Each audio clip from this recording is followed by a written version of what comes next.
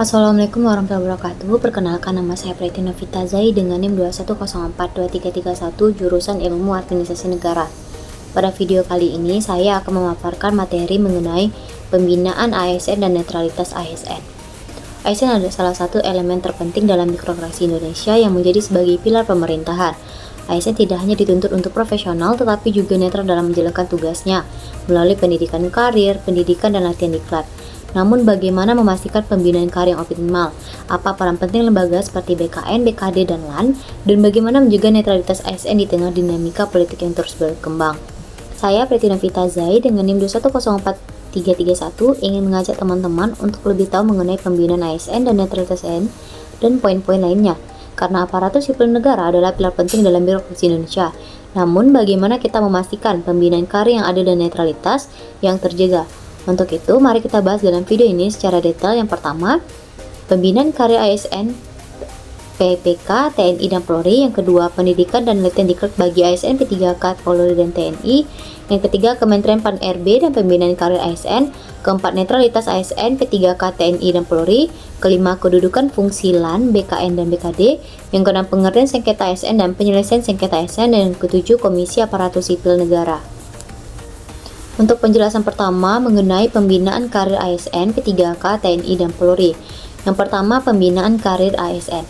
Pembinaan karir ASN dilakukan untuk meningkatkan kemampuan dan keterampilan para pegawai negeri sipil sehingga mereka dapat berkembang secara profesional dan efektif dalam menjalankan tugas-tugas pemerintahan.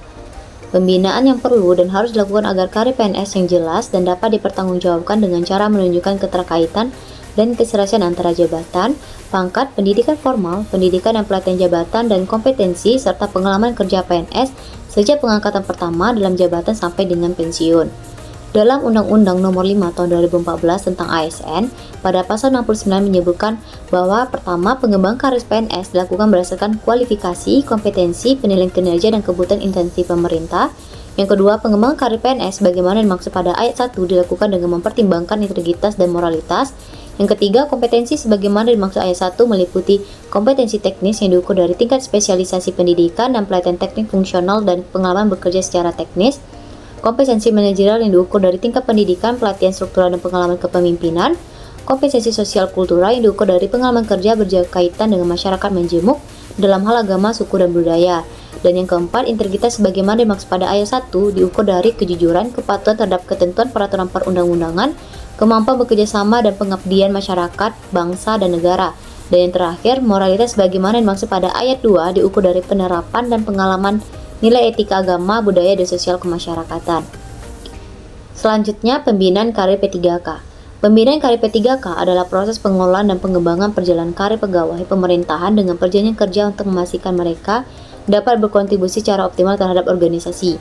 Landasan hukum pembinaan karir P3K diatur dalam beberapa peraturan antara lain Undang-Undang Nomor 5 Tahun 2014 tentang ASN, yang kedua Peraturan Pemerintah Nomor 49 Tahun 2018 tentang Manajemen P3K, yang ketiga Peraturan Badan Kepegawaian Negara Nomor 28 Tahun 2020, yang keempat Peraturan Pemerintah Nomor 11 Tahun 2017 dan PP Nomor 17 Tahun 2020 tentang Manajemen PNS, dan yang kelima Keputusan Menteri Pendayagunaan Aparatur Negara dan Reformasi Birokrasi. Karakteristik pembinaan karir P3K. Yang pertama, tanpa jenjang karir resmi. P3K tidak memiliki jenjang karir yang sama seperti PNS. Mereka diangkat untuk mengisi jabatan tertentu dalam jangka waktu tertentu berdasarkan kontrak kerja, sehingga tidak ada mekanisme otomatis untuk kenaikan pangkat ataupun golongan. Berdasarkan berita yang tersebar di media sosial, ada mengatakan karir P3K dianggap tak berkembang. Menpan RB Rini Widianti diminta alihkan PPK jadi PNS tanpa tes. Sehingga pimpinan honorer mendesak Presiden Prabowo Subianto dan Menpan RB Rini Widianti ini untuk menghapus skema pegawai pemerintah dengan perjanjian kerja P3K. Salah satu harapan yang menonjol adalah penghapusan sistem P3K, karena banyak yang merasa bahwa P3K tidak memberikan ruang gerak yang luas dalam pengembangan karir. Pemerintah masih lebih mengutamakan PNS untuk mengikuti jabatan struktural, sementara P3K hanya ditempatkan pada jabatan fungsional. EKOI juga menyarankan agar Undang-Undang Nomor 20 Tahun 2023 tentang ASN direvisi kembali dengan tujuan agar tidak ada perbedaan status antara PNS dan P3K. Dan menurut pihaknya, keberadaan P3K dalam sistem pemerintahan justru menghambat karir aparatur sipil negara. Selanjutnya, karakteristik kedua, pengembangan melalui pelatihan. Meskipun tidak memiliki jenjang karir, P3K dapat mengembangkan keterampilan dan kompetensi mereka melalui pelatihan yang diselenggarakan oleh instansi pemerintah atau lembaga lainnya. Yang ketiga, rencana kerja individu. P3K disarankan untuk menyusun rencana kerja individu dan melakukan evaluasi berkala terhadap kinerja mereka. Hal ini membuat mereka untuk tetap fokus pada pengembangan diri meskipun tanpa adanya promosi otomatis. Yang keempat, membangun jejaring profesional. P3K dapat meningkatkan karir mereka dengan membangun jejaring profesional baik di dalam maupun di luar instansi pemerintahan. Yang kelima, rekrutmen ulang dan untuk kenaikan jabatan. Seorang PPK ingin mengisi jabatan yang lebih tinggi, mereka harus mengikuti proses rekrutmen kembali sesuai dengan formasi yang dibutuhkan. Hal ini berbeda dengan PNS yang dapat naik pangkat berdasarkan masa kerja dan penilaian kinerja. Selanjutnya, pembinaan karir TNI. Dalam kerangka tugas pokok TNI diperlukan suatu sistem pembinaan untuk sarana penataan dan pedoman pengembangan maupun penggunaan kekuatan TNI. Sistem pembinaan diterapkan sebagai perangkat kepengupayaan dalam rangkaian kegiatan terpadu, mulai perwujudan sasaran-sasaran secara bertingkat, bertahap, dan berlanjut, yang semakin utuh dan bulat. Pembinaan personel dan tenaga manusia TNI sebagai bagian integral dari sistem pembinaan TNI mencerminkan pula tata fungsional dari pembinaan perseorangan yang terdiri atas prajurit dan PNS serta pembinaan tenaga manusia baik dari segi perencanaan, pengorganisasian, pelaksanaan maupun pengendalian terhadap aspek-aspek subjek, objek, dan metode.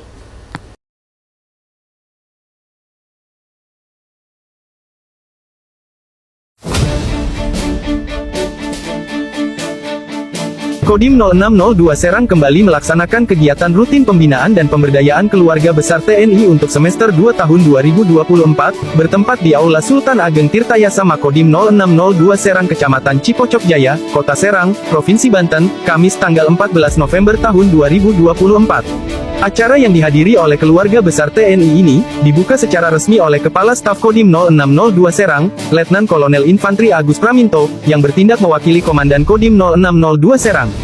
Dalam sambutannya, Letkol Infantri Agus Praminto menyampaikan pentingnya kegiatan pembinaan ini, sebagai bagian dari upaya mempererat tali silaturahmi, meningkatkan kebersamaan, serta menjaga soliditas. Kegiatan ini, merupakan bentuk komitmen Kodim 0602 Serang dalam membangun dan memberdayakan keluarga besar TNI. Selain itu, ini juga menjadi wadah untuk mendiskusikan berbagai hal, ujar Letkol Infantri Agus Praminto dalam sambutannya. Lanjutnya, tujuan utama dari kegiatan ini adalah untuk meningkatkan pemahaman dan pengetahuan keluarga besar TNI tentang berbagai isu terkini, termasuk kebijakan TNI yang mendukung pembangunan daerah dan peningkatan kesejahteraan masyarakat. Dengan begitu, keluarga besar TNI diharapkan dapat lebih berperan aktif dalam mendukung program-program pemerintah serta menjaga stabilitas keamanan di lingkungan masing-masing. Dengan terlaksananya kegiatan pembinaan dan pemberdayaan keluarga besar TNI ini, diharapkan akan tercipta sinergi yang lebih kuat antara TNI dan masyarakat, sehingga stabilitas keamanan serta kesejahteraan masyarakat dapat terus terjaga dan ditingkatkan, jelasnya. Kodim 0602 Serang berkomitmen untuk terus melaksanakan kegiatan-kegiatan serupa di masa mendatang sebagai bagian dari upaya membina hubungan harmonis dan memperkokoh ketahanan nasional. Dalam melaksanakan pembinaan tenaga manusia, TNI menitik beratnya pada aspek profesional, yaitu terwujud kemampuan dan kekuatan TNI yang efektif dan efisien, dengan cadangan yang cukup dan sewaktu-waktu dapat dikembangkan sampai tingkat keadaan tertentu. Tujuan pembinaan tenaga manusia TNI adalah menentukan kebutuhan tenaga manusia untuk kepentingan organisasi secara kualitatif dan kuantitatif, serta pengembangan dan pemanfaatan melalui suatu pengkajian pendayagunaannya. Penyelenggaraan pembinaan tenaga manusia TNI berdasarkan asas manfaat, asas keterbukaan, asas pembinaan terbuka, dan asas keseimbangan. Dalam rangka pembinaan tenaga manusia, TNI diperlukan fungsi-fungsi. Yang pertama, pengkajian pendayagunaan tenaga manusia untuk menjamin penggunaan manusia secara tepat, berhasil, dan berdaya guna dalam ruang lingkup penugasan yang tepat. Yang kedua, pengkajian dan penyusunan klasifikasi untuk dapat mengelompokkan dan memodifikasikan personel didasarkan pada tingkat, golongan keterampilan, serta spesialisasi pendidikan untuk memudahkan penempatan dalam upaya optimasi pendayagunaan. Ketiga, pengkajian dan penyusunan norma pengawasan organisasi untuk mendapatkan norma dan persyaratan kualifikasi pengawasan organisasi. Yang keempat, penentuan dan perencanaan kebutuhan tenaga manusia untuk menentukan kebutuhan secara tepat dalam kualifikasi dan kuantitas untuk pengawakan organisasi dalam waktu tertentu. Selanjutnya, pembinaan karir Polri. Pelaksanaan pembinaan karir pegawai negeri pada Polri meliputi usulan kenaikan pangkat dan ujian dinas kenaikan pangkat, pelaksanaan mutasi, pengangkatan, dan perberhentian dalam jabatan menjadi lingkup kewenangan Polres. Sistem pembinaan karir yang selanjutnya disingkat Sisbingkar adalah pola karir dalam penggunaan anggota Polri, meliputi penugasan, mutasi, jabatan, dan kepangkatan.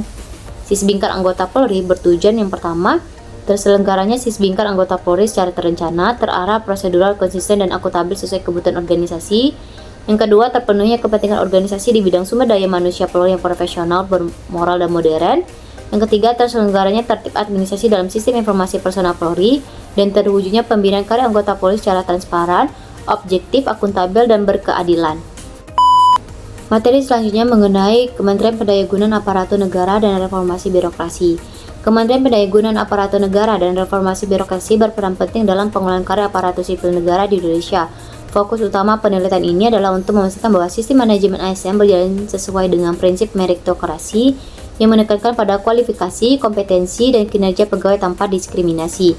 Kementerian Pendayagunaan Aparatur Negara dan Reformasi Birokrasi menerbitkan Peraturan Menteri Pan-RB Nomor 22 Tahun 2021 untuk menyusun pola karir PNS yang menjadi pedoman bagi instansi pemerintah dalam mengatur urutan penempatan dan pembinaan PNS. Pola karir ini meliputi jalur karir horizontal, vertikal, dan diagonal, dan memberikan fleksibilitas bagi PNS dalam merencanakan perkembangan karir mereka.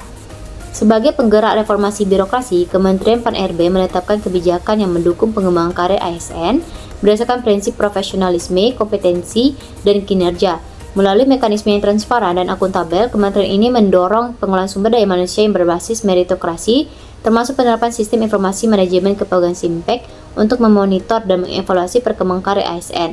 Dan langkah ini bertujuan untuk menciptakan birokrasi yang adaptif, efektif, efisien, dan demi pelayanan publik yang lebih baik. Materi selanjutnya mengenai pendidikan dan latihan diklat bagi ASN, P3K, TNI, dan Polri. Yang pertama, pendidikan dan latihan diklat bagi ASN. Pendidikan dan pelatihan diklat PNS adalah proses penyelenggaraan belajar mengajar dalam rangka meningkatkan pengetahuan dan keterampilan pegawai. Sasaran diklat PNS adalah terwujudnya PNS memiliki kompetensi sesuai dengan persyaratan masing-masing jabatan. Adapun jenis diklatnya, yang pertama pelatihan dasar. Diklat dalam masa prajabatan yang dilakukan secara terintegrasi untuk membangun integral moral, kejujuran, semangat, dan motivasi nasionalisme dan kebangsaan, karakter kepribadian yang unggul, bertanggung jawab, dan memperkuat profesionalisme serta kompetensi bidang. Yang kedua, diklat teknis. Diklat untuk memberikan pengetahuan dan keterampilan di bidang tugas yang terkait dengan pekerjaan PNS hingga mampu melaksanakan tugas dan tanggung jawabnya secara profesional. Yang ketiga, diklat fungsional. Diklat untuk memberikan bekal pengetahuan dan keterampilan bagi PNS yang sesuai dengan keahlian dan keterampilan yang diperlukan dalam jabatan fungsional. Dan yang terakhir, diklat kepemimpinan, bertujuan untuk memberikan wawasan pengetahuan, keahlian, keterampilan, sikap, dan perilaku dalam jenjang jabatan struktural tertentu. Yang kedua, pendidikan dan latihan diklat bagi P3K. Massive Open Online Course, salah satu metode dalam pelatihan dasar untuk para calon pegawai pemerintah dengan perjanjian kerja yang disingkat adalah MOOC. Hal ini dibuat sebagai salah satu persyaratan yang harus ditempuh seorang P3K sebelum resmi diangkat menjadi ASN. Tujuannya untuk membentuk kompetensi berupa pengetahuan, keterampilan, dan perilaku calon P3K dalam pekerjaannya sehari-hari.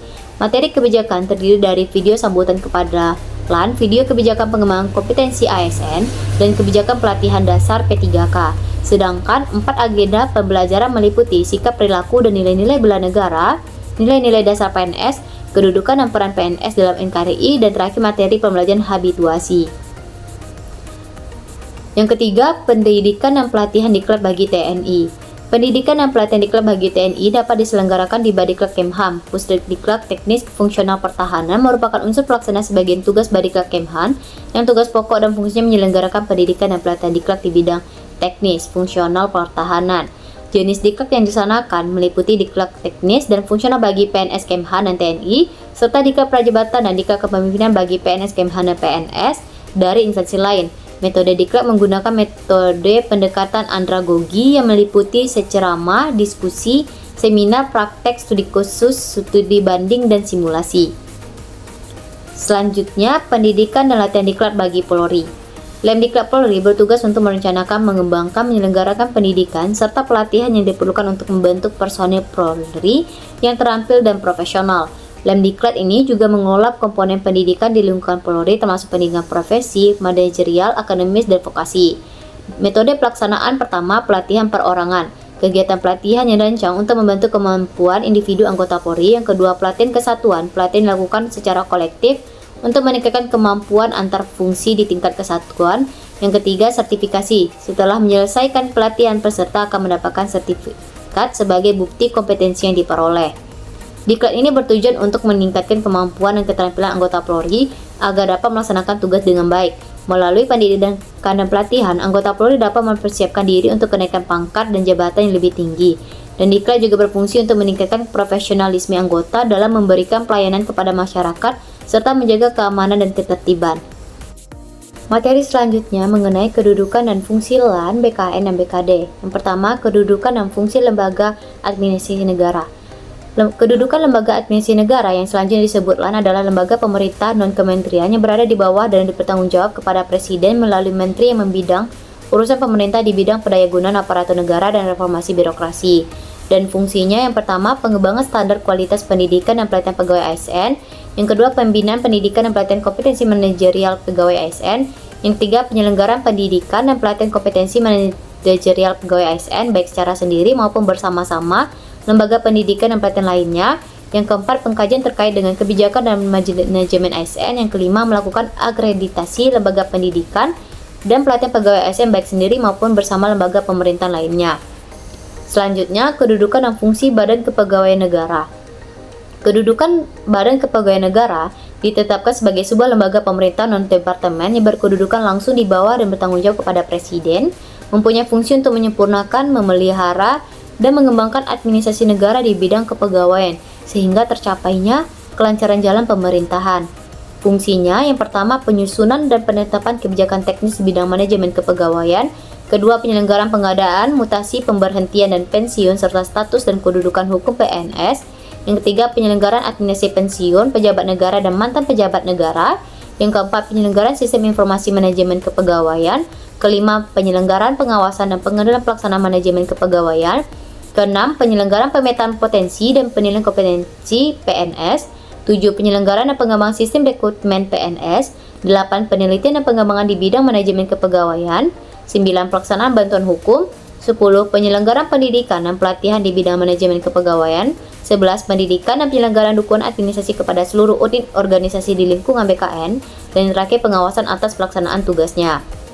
Selanjutnya, kedudukan dan fungsi Badan Kepegawaian Daerah. Badan Kepegawaian Daerah merupakan perangkat daerah yang dibentuk oleh pemerintah daerah untuk mengelola kepegawaian di tingkat daerah. Fungsinya yang pertama, menyusun kebijakan teknis bidang manajemen kepegawaian daerah, menyusun perencanaan bidang manajemen kepegawaian daerah. Yang ketiga, melaksanakan tugas dukungan teknis bidang kepegawaian daerah. Yang keempat, membina, mengkoordinasikan, memfasilitasi dan melaksanakan urusan bidang kepegawaian daerah. Yang kelima, memantau, mengevaluasi dan melaporkan pelaksanaan urusan penunjang bidang kepegawaian daerah. Yang keenam, melaksanakan kegiatan penatausahaan Badan Kepegawaian Daerah. Dan yang terakhir, melaksanakan tugas lainnya yang diberikan oleh Bupati sesuai dengan tugas dan fungsinya. Materi selanjutnya mengenai netralitas ASN, P3K, TNI, dan Polri. Yang pertama, netralitas ASN. ASN diwajibkan untuk tidak berpihak kepada partai politik atau calon tertentu dalam setiap proses pemilihan umum termasuk pilkada ataupun pemilu. Hal ini bertujuan untuk menjaga profesionalisme dan integritas ASN sebagai pelayan publik yang bekerja untuk kepentingan seluruh masyarakat tanpa diskriminasi. Dasar hukum terdapat pada Undang-Undang Nomor 5 Tahun 2014 tentang ASN, mengatur bahwa ASN harus patuh pada asas netralitas, tidak berpihak dari segala bentuk pengaruh politik. Dan PP Nomor 94 Tahun 2021 tentang disiplin PNS melarang ASN memberikan dukungan kepada calon dalam bentuk apapun seperti ikut kampanye atau menggunakan atribut partai. Jika ASN melakukan pelanggaran terhadap netralitas, dapat dikenakan sanksi administratif hingga pidana tergantung pada tingkat pelanggaran yang dilakukan.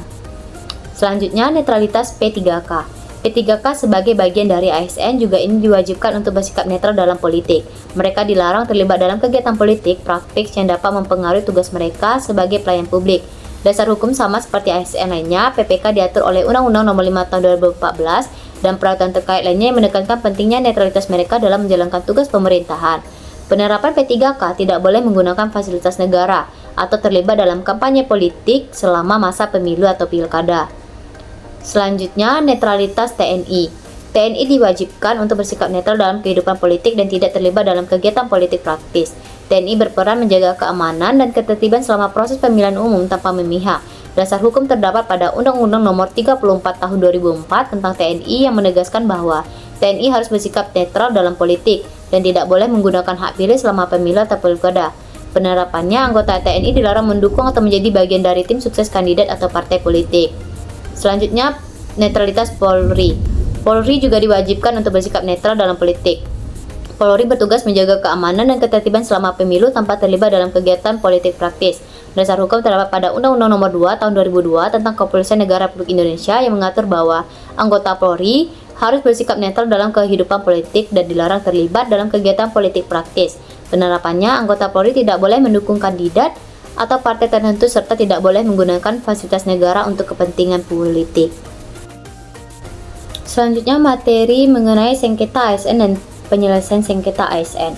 Pengertian sengketa ASN. Sengketa pegawai ASN adalah sengketa yang diajukan oleh pegawai ASN terhadap keputusan yang dilakukan oleh pejabat pembina kepegawaian terhadap seorang pegawai. Sengketa kepegawaian merupakan perselisihan yang timbul akibat adanya suatu keputusan tata usaha negara di bidang kepegawaian oleh badan atau pejabat yang berwenang mengenai kedudukan, hak, kewajiban atau pembinaan PNS. Sengketa kepegawaian dapat terjadi akibat dikeluarkan suatu keputusan tata usaha negara dalam urusan kepegawaian yang dalam praktiknya dikenal dalam surat keputusan SK seperti SK pengangkatan pegawai, mutasi, penjatuhan hukuman disiplin, SK pemberhentian tidak dengan hormat, SK pemberhentian dengan hormat, dan lain-lainnya.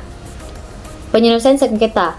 Penyelesaian sengketa ASN diatur dalam beberapa peraturan termasuk Undang-Undang Nomor 5 Tahun 2014 dan Peraturan Pemerintah Nomor 79 Tahun 2021. Proses penyelesaian sengketa dapat dilakukan melalui dua mekanisme. Yang pertama, mekanisme keberatan. Pegawai ASN yang merasa tidak puas terhadap keputusan P3K dapat mengajukan keberatan secara tertulis kepada atasan pejabat yang berwenang. Keberatan harus mencantumkan alasan yang disampaikan dalam waktu tertentu setelah keputusan dikeluarkan. Untuk waktu tanggapan, pejabat wajib memberikan tanggapan terhadap keberatan dalam waktu 21 hari kerja. Jika tidak ada keputusan dalam jangka waktu tersebut, pegawai ASN dapat melanjutkan ke jalur hukum. Kedua, mekanisme banding administratif. Jika pegawai ASN tidak puas dengan keputusan terkait pemberhentian dan pemutusan hubungan kerja, mereka dapat mengajukan banding administrasi kepada Badan Pertimbangan ASN. Keputusan ini dapat berupa pembatalan, penguatan, atau perubahan terhadap keputusan PPK. Dan BPP ASN akan melakukan sidang dan mengambil keputusan dalam waktu maksimal 65 hari kerja setelah menerima permohonan banding. Jika hasil banding masih tidak memuaskan, pegawai PNS dapat mengajukan gugatan ke Pengadilan Tinggi Tata Usaha Negara.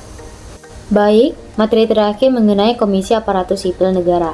Komisi Aparatur Sipil Negara adalah lembaga non-struktural yang mandiri dan bebas dari intervensi politik dan dibentuk untuk mengawasi dan menjamin terlaksananya sistem merit serta kode etik dan kode perilaku aparatur sipil negara di Indonesia. Komisi Aparatur Sipil Negara dibentuk berdasarkan Undang-Undang Nomor 5 Tahun 2014 tentang ASN. Lembaga ini mulai beroperasi pada tanggal 30 September 2014 yang menandai awal dari upaya reformasi birokrasi yang lebih sistematif di Indonesia. Susunan keanggotaan Komisi Aparatur Sipil Negara ada 1 orang ketua merangkup anggota, 1 orang wakil ketua merangkup anggota, 5 orang anggota, dan masa jabatan anggota KSN adalah 5 tahun dan dapat diperpanjang untuk 1 kali masa jabatan. Tugas KSN berdasarkan pasal 28 Undang-Undang Nomor 5 Tahun 2014 tentang ASN. Tugas KSN meliputi yang pertama, mengawasi penerapan sistem merit dalam kebijakan dan manajemen ASN. Yang kedua, menjamin kepastian proses seleksi, pengangkatan, pemindahan, dan pemberhentian ASN sesuai dengan asas-asas ditentukan. Yang ketiga, memberikan rekomendasi kepada Presiden dan pejabat pembina kepegawaian tentang pelanggaran yang terkait dengan penerapan sistem merit. Yang keempat, melakukan evaluasi terhadap pelaksanaan kebijakan dan manajemen ASN yang telah ditetapkan oleh pemerintah.